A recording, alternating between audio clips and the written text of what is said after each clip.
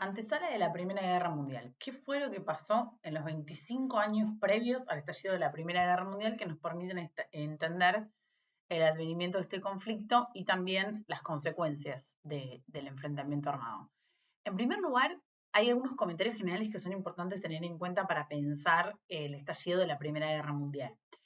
En la última mitad del siglo XIX, en los últimos 25 años, mejor dicho, había algunos rasgos que se venían desplegando en Occidente que fueron característicos. Por ejemplo, el capitalismo que ya había surgido con la doble revolución, con la revolución industrial en Inglaterra, ya se había expandido por un montón de los países de Europa Occidental y había mostrado que era muchísimo más seguro el campo de batalla que la fábrica, ¿no? Las fábricas se tornaban lugares cruentos, de muchísimo peligro, en donde estaban expuestos los obreros y las obreras a condiciones paupérrimas de producción, en contacto con el fuego, en contacto con herramientas muy peligrosas, y por tanto, de alguna manera, el campo de batalla se volvió un lugar no menos cruento que la propia fábrica.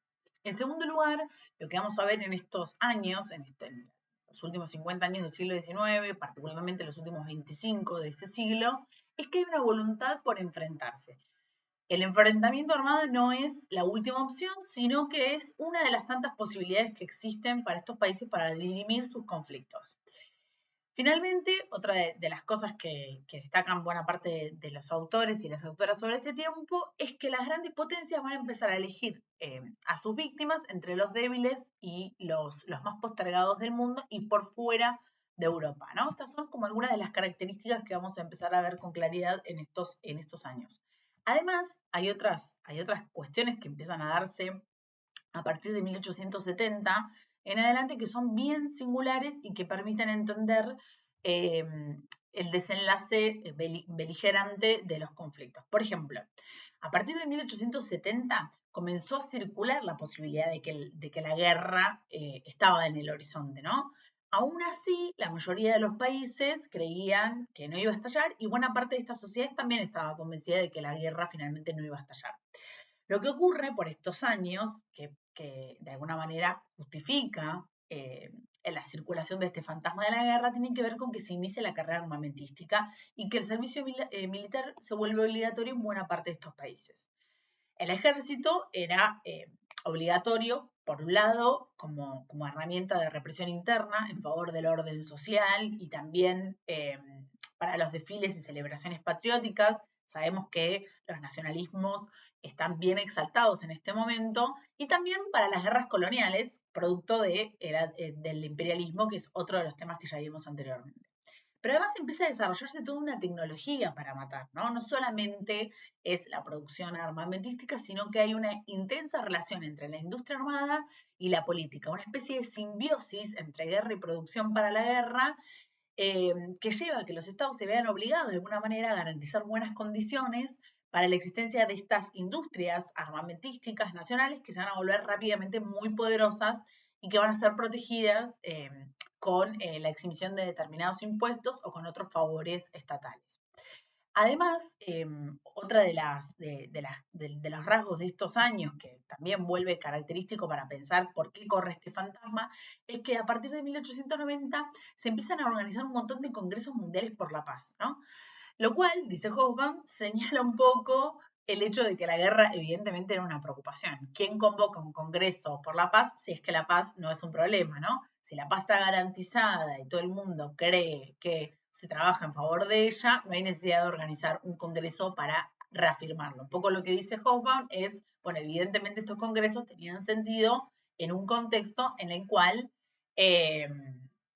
en el cual efectivamente esa paz no estaba garantizada.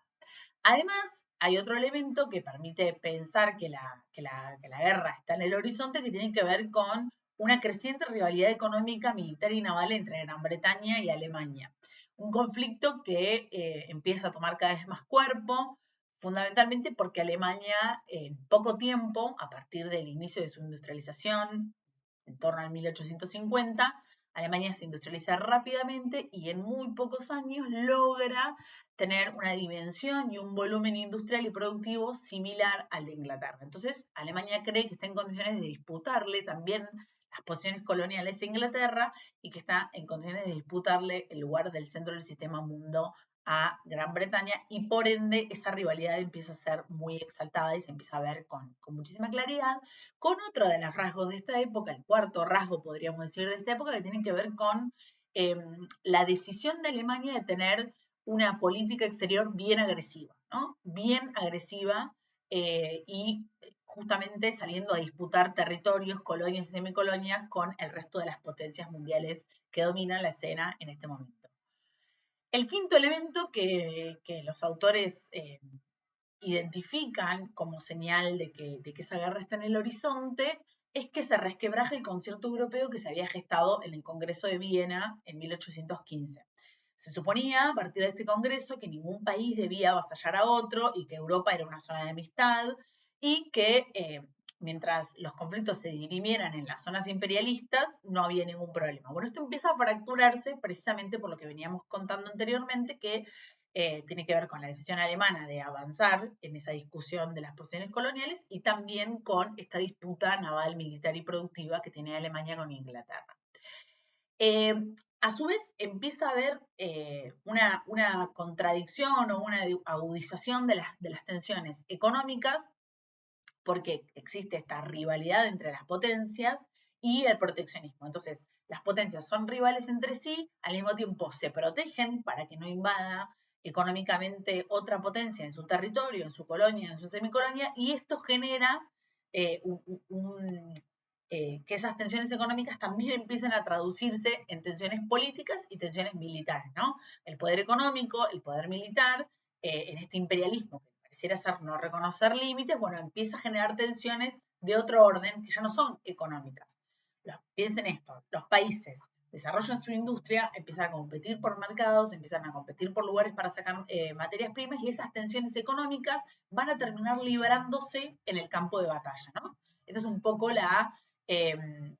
otro de los rasgos de esta época que explica el estallido de la Primera Guerra Mundial.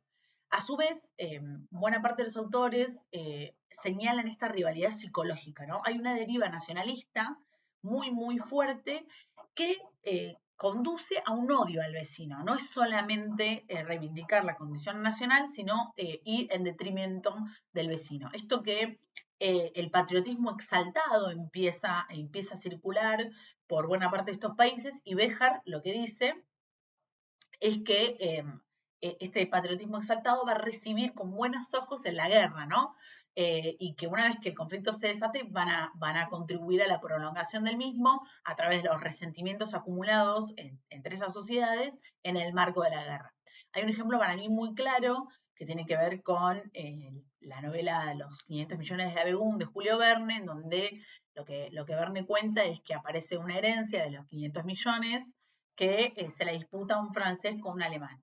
Y lo que Verne cuenta en esta novela es que el alemán siente vergüenza de compartir algo de sangre con un francés y el francés siente vergüenza de compartir algo de sangre con ese alemán. Esta idea de unas nacionalidades irreconciliables entre sí también describe un poco el clima de esta época. Es un texto que fue publicado en 1879, ¿no? O sea, último cuarto del siglo XIX, que es el momento que estamos describiendo en esta oportunidad.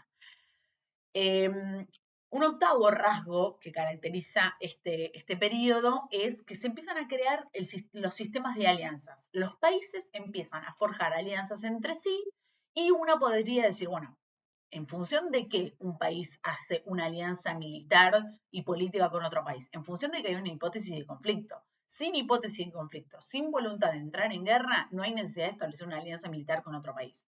En este momento se crean las dos alianzas que finalmente se van a enfrentar en el campo de batalla entre 1914 y 1918. Por un lado, la Triple Alianza, que se gesta en 1882, y por el otro, la Triple Entente, que va a concretarse en el año 1907, 7 años antes del estallido de la Primera Guerra Mundial.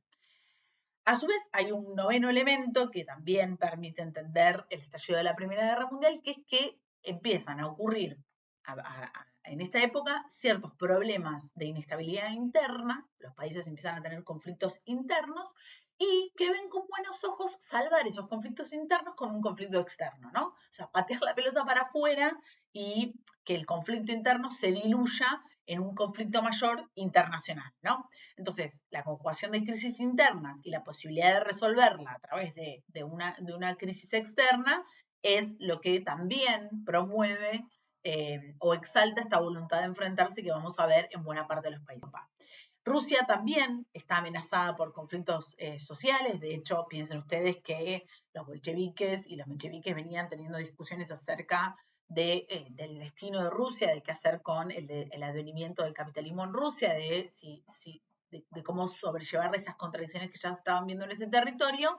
Finalmente esa revolución va a estallar en 1917 en medio de la Guerra Mundial. Bueno, pero bueno, hay otros países como Alemania donde también el avance de los partidos políticos de masa, característico de esta época, empieza a agitar a los obreros y obreras y eso empieza a generar crisis internas y por ende también estos países van a ver con buenos ojos resolver esos conflictos a través de la Primera Guerra Mundial. En conclusión, lo que dicen buena parte de los autores es que el propio desarrollo del capitalismo condujo inevitablemente al mundo en la dirección de una rivalidad entre los estados, de una expansión imperialista y por ende del conflicto y de la guerra. Por eso Hobsbawm es tan contundente cuando dice que en el capítulo de la paz a la guerra es que era inevitable el estallido de la guerra porque el capitalismo conduce hacia estas posiciones de beligerancia y de una disputa tan extrema en el afán de que el capitalismo no encuentre límites, que la única solución es enfrentarse en el campo de batalla.